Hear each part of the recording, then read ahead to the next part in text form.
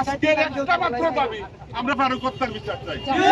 এই বিলাল এই খুনের সাথে সম্পৃক্ত, এই মামলার এজাহারে ছিল, এজাহার গায়েব করা হয়েছে, এই সবগুলো এই নথিতে আছে।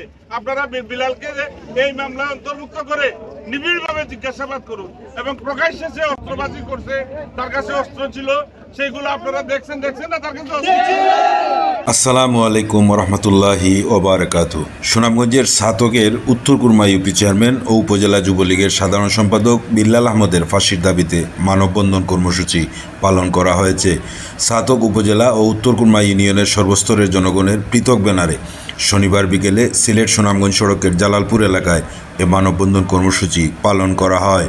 মানববন্ধন চলাকালে বক্তব্য রাখেন ছাতক উপজেলা পরিষদের সাবেক চেয়ারম্যান অলিউর রহমান চৌধুরী বকুল, মহিষাপুর গ্রামের মরহুম ফারুকের ছোট ভাই আকিক মিয়া, প্রবাসী কবির মিয়া সহ আরও অনেকেই। তারা বক্তব্যে বলেন, মহিষাপুর গ্রামের মৃত আব্দুস সাত্তার মাস্টারের ছেলে সমাজসেবী ফারুক মিয়াকে ইউপি চেয়ারম্যান বিল্লাল আহমদের নেতৃত্বে 2018 সালের 22 জুন খুন করে গ্রামের পাশে পাতলাচূড়া বিলে লাশ গুম করে রাখা হয়। পরদিন ওই বিল থেকে ক্ষতবিক্ষত অবস্থায় লাশ উদ্ধার করে পুলিশ। পরে পরিবারের পক্ষ থেকে বিল্লাল চেয়ারম্যানকে প্রধান আসামি করে 10 জনের বিরুদ্ধে ছাতক থানায় মামলা দায়ের করতে গেলে থানা পুলিশ মামলা নেয়নি।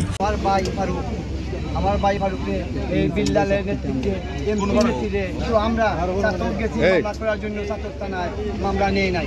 মামলা কিছু কার্যক্রম করার পরে থানাতে এমপি সাহেব ফোন করে থানার ওসির কাছে ওসি যাবে, কিন্তু মামলা এফআইআর করে নাই।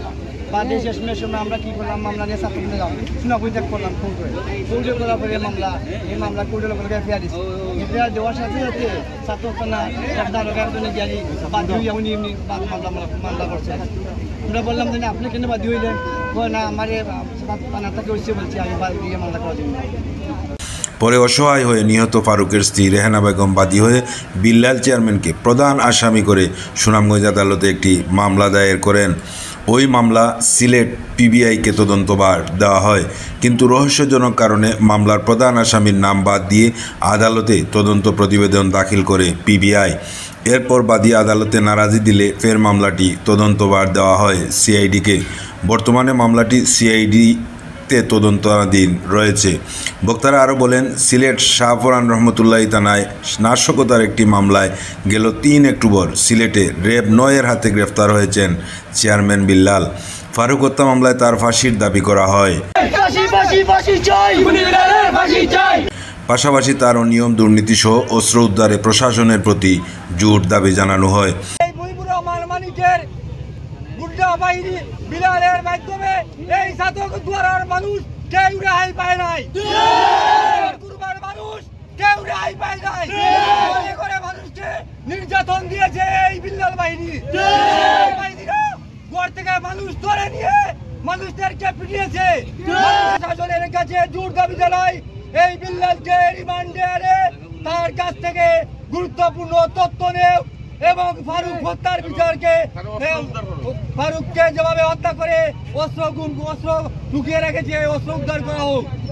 মানববন্ধন ও প্রতিবাদ সভায় অন্যান্যদের মধ্যে উপস্থিত ছিলেন শামসুল ইসলাম খান, আসাদুর আলী, আব্দুর রহমান, আফতাব আলী, সায়াদ মেম্বার, ফারুক আহমদ, কবির মিয়া, আকবর আলী, আব্দুর রহিম, শাহেদ মিয়া, আব্দুল করিম, জমির আলী, সমর আলী, ময়না মিয়া, আলাউদ্দিন, ফজলুর রহমান, উমরিত মিয়া, কাজল মিয়া, গৌস মিয়া, সায়েম মিয়া, রাজা মিয়া, মামুন মিয়া, সাকিন মিয়া, নাহিদ মিয়া প্রমুখ। রাষ্ট্র উপদেষ্টা আইজিপি মহোদয়, আইজি বাংলাদেশের পুলিশ বিভাগের কাছে আমাদের একটাই দাবি যে এই মামলায় তাকে জিজ্ঞাসাবাদ করো এবং এই মামলার এজাহার নেওয়ার দিন যে নাটকটা হয়েছে, অর্ধেক এজাহার গ্রহণ করার পরে অর্ধেক এজাহারটা ফেরত দেওয়া হলো কেন? পরবর্তীতে এই এজাহারটা এই নথিতে এখনো আছে। সামনে অস্বীকার করেছে যে যেহেতু এমপি সাহেবের চাপ আছে আমরা কেমনে কি করি। এখন ধরে বাবা ভাই চাপ নাই, এখন তো চাপ নাই। আপনারা আল্লাহর ওয়াস্তে, আপনাদের যে আল্লাহ আমাদেরও সেই আল্লাহ, আপনাদের যে সৃষ্টিকর্তা আমাদেরও সমান সৃষ্টিকর্তা। আপনারা এই বেলালের অপকর্মগুলো আপনারা জানেন। সমগ্র ইউনিয়ন পরিষদ লুটপাট করে খাইছে এবং এইগুলো আমরা নিয়ে আগামীতে আমরা বসবো। এই বেলালকে গ্রেফতার করার জন্য, এই মামলা গ্রেফতার করার জন্য আমরা বিনয়ের সঙ্গে অনুরোধ জানিয়ে এবং এই নিষ্পত্তি না হওয়া পর্যন্ত, সুবিচার ফারুক হত্যার বিচার না হওয়া পর্যন্ত আমরা রাস্তা থেকে নামবো না।